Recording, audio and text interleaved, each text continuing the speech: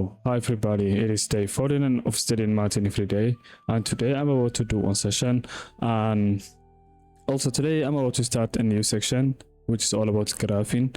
So I will see how it goes, and in this session I won't talk, like I won't talk. I will just like go in a mute and I will study on my own. So yeah, just like I will screen I will share my screen, and I already like close with my camera too. So I'm kind of like, feeling a little bit emotional and stuff. There is stuff's going on in my life, and I'm not feeling good to be honest. But let's just start it. So yeah.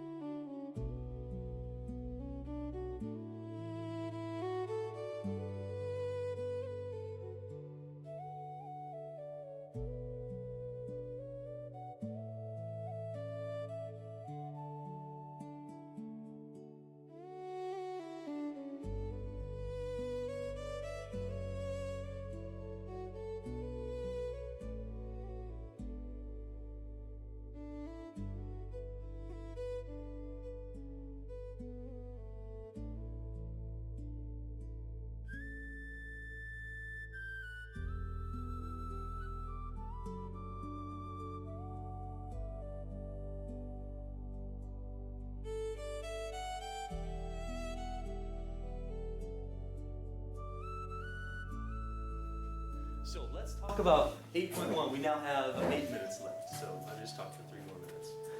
In 8.1, we're going to do a little bit of graphing, not too much, but I want you to notice some things that happen often between our graphs. So we're going to call these things linear functions because, well, what's linear mean? Line? Yeah, these are functions that make lines. So that's what we're going to be talking about here. And our first example, I'd like to graph a couple things. We're going to graph. You're familiar with that notation? We've already had that in this class. That just means f of x. It means a function. This thing's going to make a graph for us. F of x equals 3x.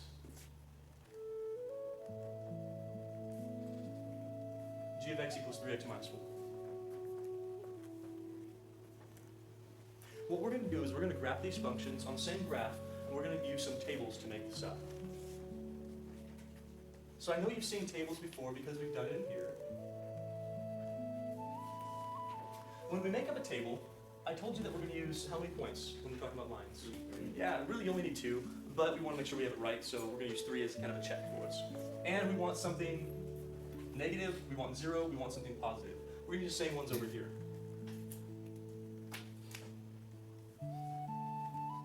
Now, of course, we have f of x, not a y, but it works the same way. So on this column, we're going to put f of x. It stands for the y variable, or the dependent variable. And over here we'll have g of x. Can someone explain to me how I get this column? What I do? Replace x in the 3 times negative 1. Good, okay. So what this says is I want to plug in my independent variable x, so negative 1. Whatever I get out of this is my f of x. Does that make sense to you?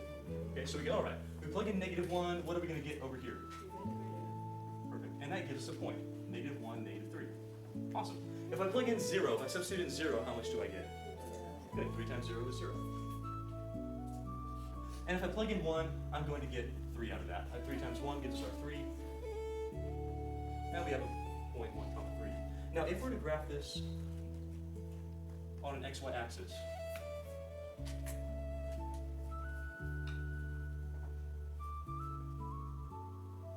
which I hope you remember how to do that. We just have to plot all 3 points, make sure it's a straight line, and then graph the thing. So when we plot negative 1, negative 3, hopefully you remember that means from the origin I go to left 1, down 3, and I put a point.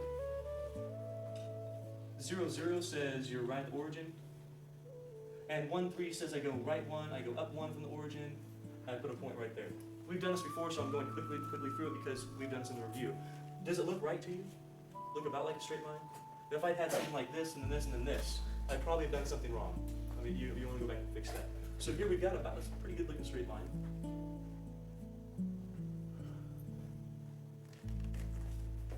Oh, that's good. Look at. Isn't that fantastic? Oh, it's the best I've ever done. I'm so happy. This is the sort of thing math teachers get excited about. I know it's ridiculous, but this is it for us. Straight lines and good looking parabola.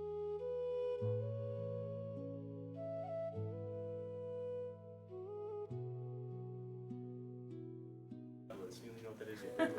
Okay, so we have our first line, and what we do, and this is why we use the different names like f of x and g of x instead of just all being y, is now if we're going to draw this on the same graph, we can identify as this was the function f of x. So, okay, that's my line f of x. Now when I put g of x up there, we'll be able to tell the difference between them.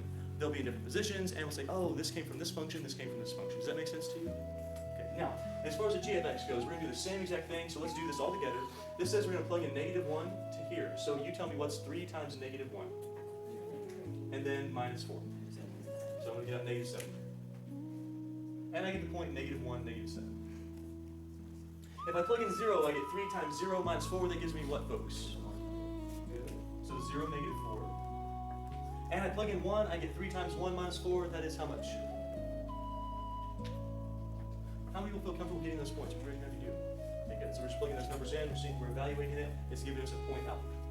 If I plot those points, I have negative 1, negative 7.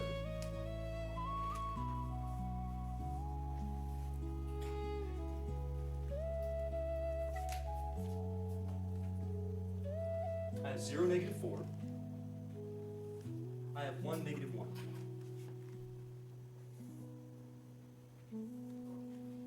See? That's good. Make those bigger. And this is the graph g of x. Now, a couple things.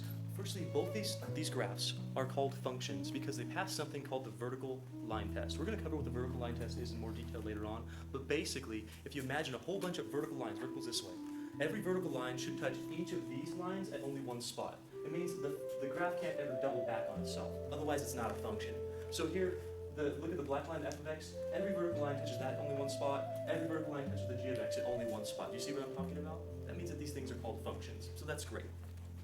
Firstly, I want you to notice, well, there's two questions we're going to answer today. Do you see where these graphs cross the y-axis? Where's f of x cross the, firstly, show me with your hands, what's the y-axis? This way? This way. Which one? Show me with your hands. Good. Yeah, look around. If you don't know, just kind of look around.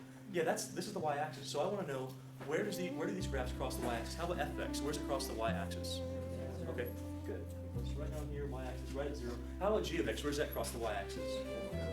-4, okay. Now, we talked about this a little bit, but I want you to look back at the functions themselves, the equations. Do you see a coincidence here? Before we even talk about that, I want you to look back at this. Do you see the similarities? What's similar between these two graphs? The 3x. Okay. Notice how we have a 3x here, we got a 3x here. Then we have, oh, what's over here? How much is that? 0 over here. And we have a -4 over here. Look at where these things cross. This had -4. Where's it cross on the y? That will always give you your y-intercept right there. That right there. Notice how this has 0. This doesn't have anything added or subtracted to or from it. That's going to cross at y equals 0. Look what it does. It says +0. Oh, cross at 0. -4. Cross at -4. How many people see that? Okay. One other thing. What makes these lines look the same? There's a word for that. The word about how lines go up or how lines go down.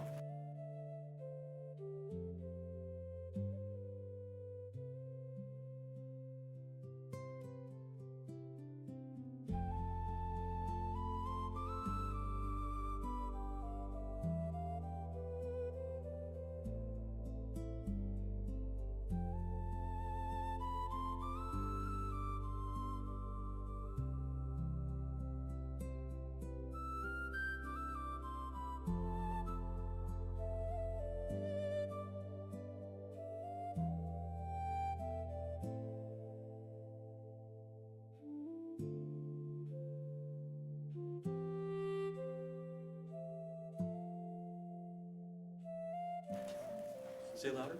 The slope. I want you to look and see about these lines. Are these lines ever going to intersect with each other? They're going up, it's like walking stairs. The reason why the stairs work is because, in the same building, is because they go up at the same rate, right? So you can have several floors stacked on top of each other because if you walk upstairs, they're not like this, because then you'd be like walking up and go, oh crap, you know? Your stairs weren't.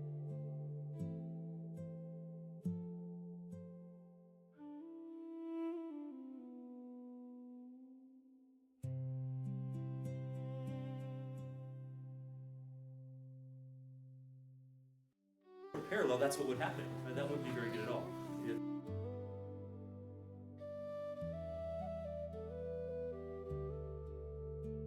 Very short or something, or even limbo. But there's parallel stairs. They're never ever going to meet. And that's what's happening to these lines. So these lines are going up just like stairs do. The slope of each of these is exactly the same. In fact, we're going to learn that this number right here, that 3, represents the slope. And if we have the same exact slope, we have lines which are parallel.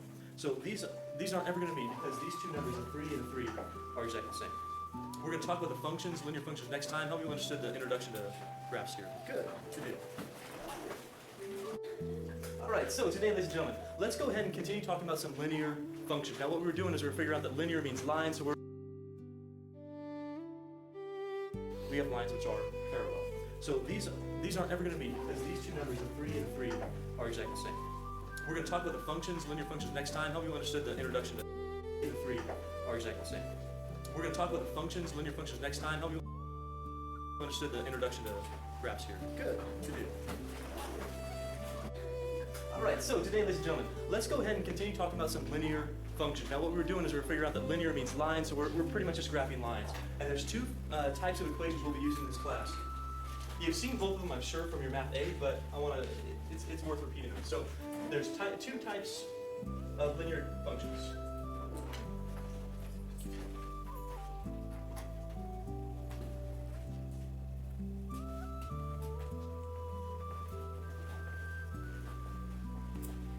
The first one looks like this.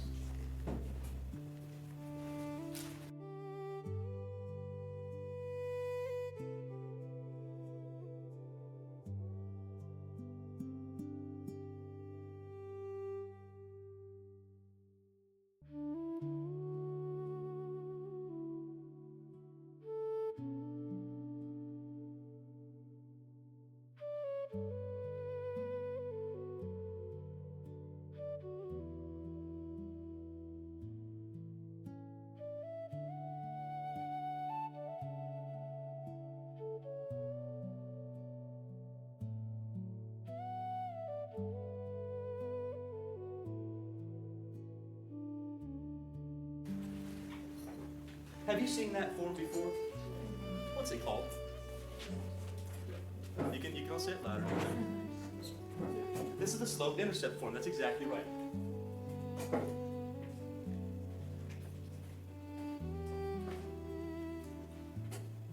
You know, the thing about math is that sometimes the names aren't very creative. Like this could be called the awesome function or the yellow function or something weird, but it's not. They're just pretty much named after what you need or what it gives you. So when you're talking about the slope-intercept form of a line, it's called slope-intercept because it gives you, well, the slope and the intercept. And we're talking about the y-intercept in this case. So the reason why this is called the slope-intercept is because it gives you the slope and the y-intercept. Which letter up here represents the slope? The M, that's right. So M is our slope. Hey, by the way, talking about slope, what is slope? See that louder for me?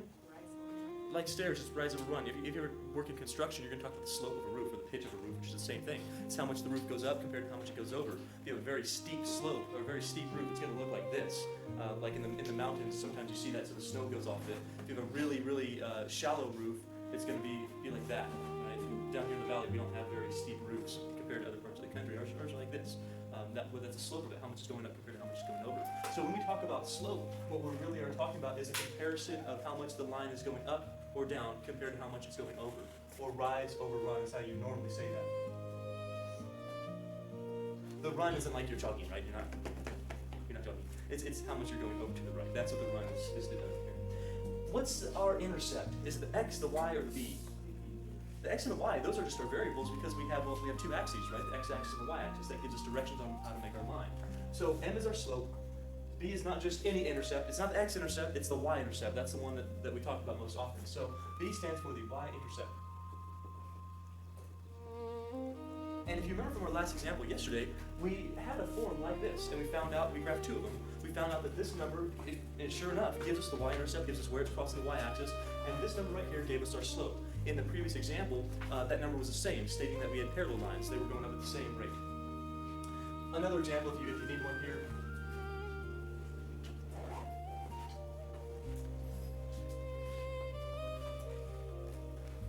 That line right there, is that line in slope-intercept form? If you have y on one side, and then we have x plus some number, you're in slope-intercept form. Now, what I'd like to do is figure out what is our slope and what is our y-intercept. Firstly, the easy one, what's the y-intercept here? Good, just that number off to the back. 3 is our y-intercept. What that means for us, we're going to graph this line at the same time, because when you do slope-intercept, man, it's so nice to graph those lines. You don't need a table, you don't need that t-table to plug in points, you don't have to do that. How many points do you need to graph a line?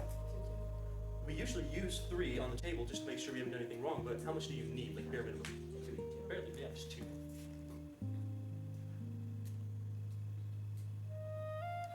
Here's how you can graph a line. I'm just going to give you one example because you have seen this before. Here's how you can graph a line directly from your slope-intercept. Okay, if you're not catching this, go back and watch this video again because this is it. It only takes like 1 or 2 times to really explain how you do it. If you have your slope and you have your y-intercept, you can graph any line. You start with your y-intercept, which in our case was what up here, everybody? 3. You all clear on the 3, right? We're getting that 3 from right here. That is our y-intercept. The y-intercept says where you're crossing your y-axis. So where we are crossing our y-axis,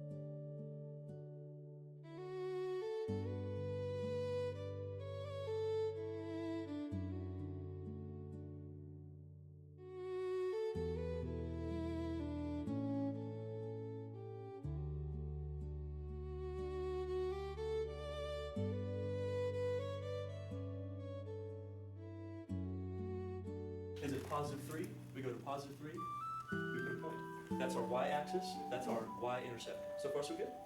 Okay. Now, what's our slope? Oh, so it goes with that sign as well, right? So that negative up front, that matters. Here's how you use your slope in conjunction with your y-intercept to graph your line. Now, our slope is negative 1/2. Can you tell me what is the rise of this slope? Negative, wait a minute, the rise is negative 1. If the rise is negative 1, are we going up or are we going down? Going down. What's the run? The run is 2. Listen, the negative or the lack of a negative tells you whether you're going up or down. You will always, I hope you're listening to this, you will always go to the right. Always. You are never going to go to the left. You're always going to go up or down, depending on positive, negative, and then to the right. Not sure if you're with me on that. Always to the right. That's how run works. The negative tells you down. Down how many?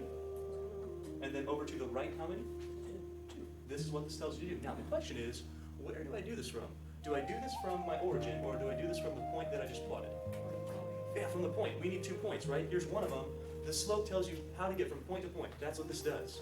So if I have a point at 3, positive 3 on the y-axis, how to get to my next point says, oh, you're going to go, look at, down, because it's negative, down, 1, that's my rise, and then over to the right, 2. So from my point that I just plotted, I go down 1, I go over 2.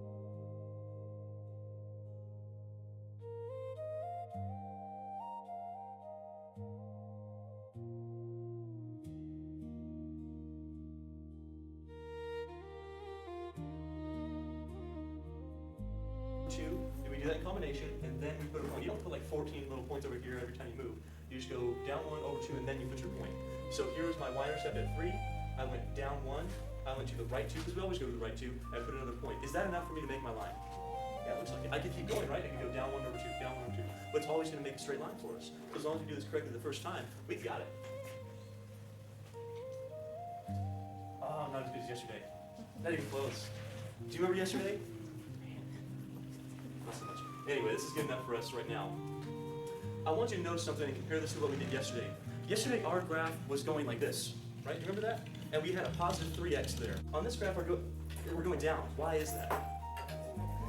So positive slope, we're going to go up. Negative slope, we're going to go down. That should make sense to us, right? Positive means we're always climbing. Negative means we're always falling. We're always going to the right, so that tells us whether we're going to be a graph going upwards or a graph going downwards.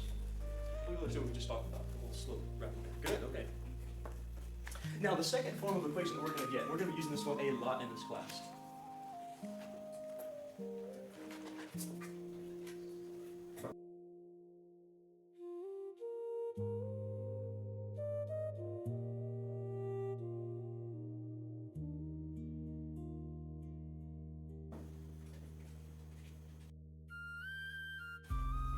Is that one? So, we have another form. It's obviously not slope-intercept because we just talked about this. This also is not very original. I mean, the name, it's not a cool name or anything. It's just a name based on what you need to make this function of. And what you need to make this function of is, well, tell me a letter up here that you recognize, besides the x and the y. These x and the y, that is your variable right there. What's another letter up here that you know? What's your m?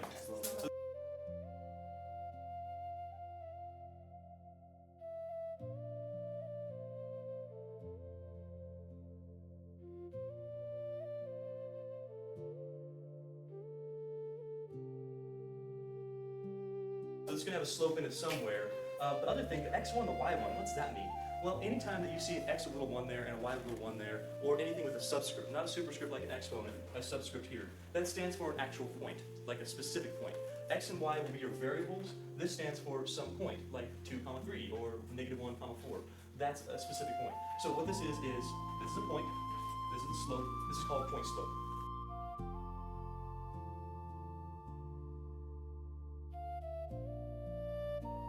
Very original, right?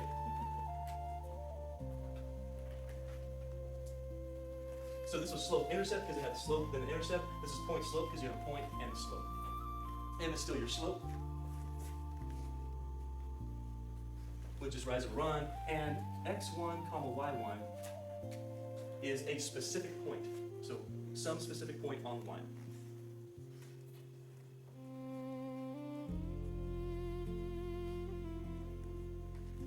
Point on the line. You know, if there's one more that I will talk about, let's call this form number 3. These are the two major ones that you're going to be working with. Form number 3 is kind of it's a nice little easy thing. There's not a whole lot of work you can do. You just need to recognize it. It's when y equals a constant. When y equals a constant, we talked about this a while back in your appendix, your review section. If y equals a constant, is there an x variable? Which means you cannot have an x-intercept. No crossing this axis right here. If you don't cross this axis right here, how's your line gonna look? You know, there's one more that I will talk about. Let's call this form number 3. These are the two major ones that you're gonna be working with. Form number 3 is kind of it's a nice little easy thing. There's not a whole lot of work you can do. You just need to recognize it. It's when y equals a constant. When y equals a constant, we talked about this a while back in your appendix, your review section. If y equals a constant, is there an x variable? Which means you cannot have an x-intercept. No crossing this axis right here. If you don't cross this axis right here, how's your line gonna look? Yeah, it can't possibly be like this, can it? Or like this, or like this. It's gotta be horizontal. So y equals c is gonna be a horizontal line. In fact, do you have an m? If you don't have an m, you're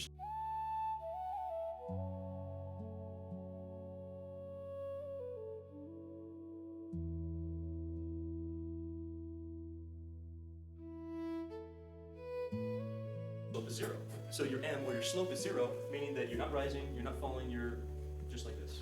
So you're horizontal. So hopefully that logic makes sense to you. If there's no slope, the slope is 0. If the slope is 0, that would be infinite slope. This would be infinite slope right here. That would be horizontal slope, or the slope is 0. So we're a horizontal line. So there's no slope. M or slope equals 0. This means we're a horizontal line.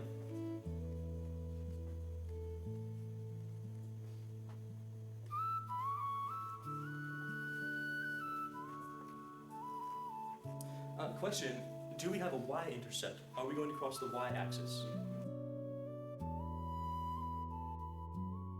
Sure, horizontal line will cross the y-axis. Where? Sure. So the constant says you're always this number, right? So if y equaled 3, we'd always be a 3. If y equaled 7, we'd always be a 7. So we're going to cross that, that specific number. So the y-intercept will be 0, c. 0 for the x, and then c for the y-intercept, crossing that constant.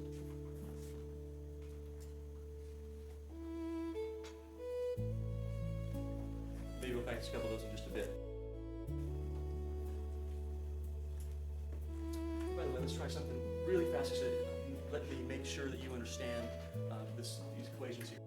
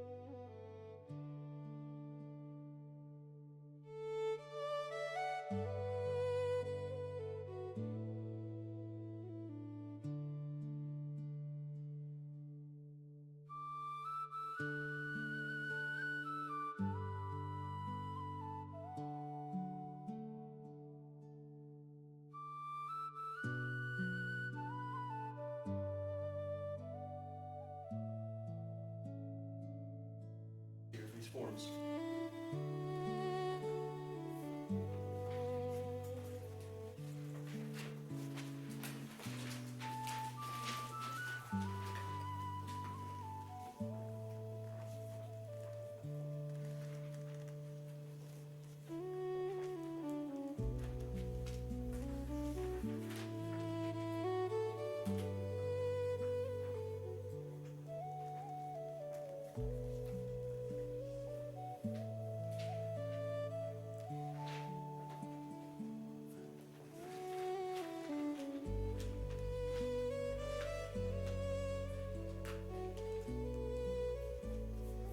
Let's see if we can write the equation that has a slope of -2 and a y-intercept of 0,3/4. The 0,3/4 just says you're on the y-axis. The 0 says you're going over on the x.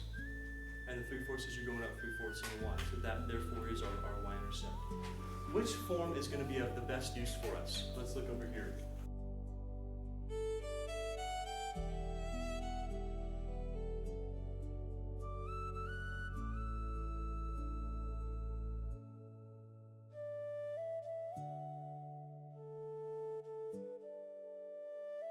Our y-intercept. Which form is going to be of the best use for us? Let's look over here. Is it going to be y equals a constant? Is our slope equal to 0 specifically? What is your slope in this example? Okay, so we're certainly not horizontal. We are going either up or down. Okay. What was the slope again? Okay, very good. So we have to choose between the slope-intercept and the point-slope. Now here's how you choose. This does have a point and it does have a slope, but you want to be as specific as you can. Do we have the y-intercept in our case? Does it say y-intercept up there? So you have the y-intercept. If it didn't say y-intercept or it didn't give you a 0, number, you'd be right here using point-slope. In fact, if you really want to, you can do this problem with point-slope. This one will always work for you, provided you have the slope and a point. It's fine. But we can make this a little bit easier. We can do slope-intercept, so we just need to identify what is our m and what is our b. What is our m up here, ladies and gentlemen? Good, because that's our slope. And somebody else, can you identify the b? The b would be the value of the y-intercept. How much is the y-intercept?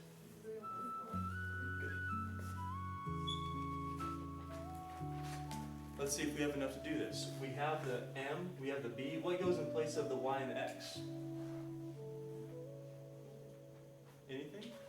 Those are your variables, right? That's how you make the rest of your line, just by plugging in x's and getting out y's. So you don't plug anything in for those.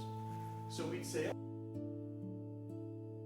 okay, well, y equals, we're going to substitute in the -2 for the m. We're going to substitute in the 3/4. Since the 3/4 is positive, we're going to put plus. If it had been -3/4, we would be putting minus 3/4. That's our equation of our line. That's in the slope-intercept form because we were given the slope and the y-intercept. Raise your hand if you feel all right with that example. Good, okay. Now, are you always given the slope and are you always given the y-intercept?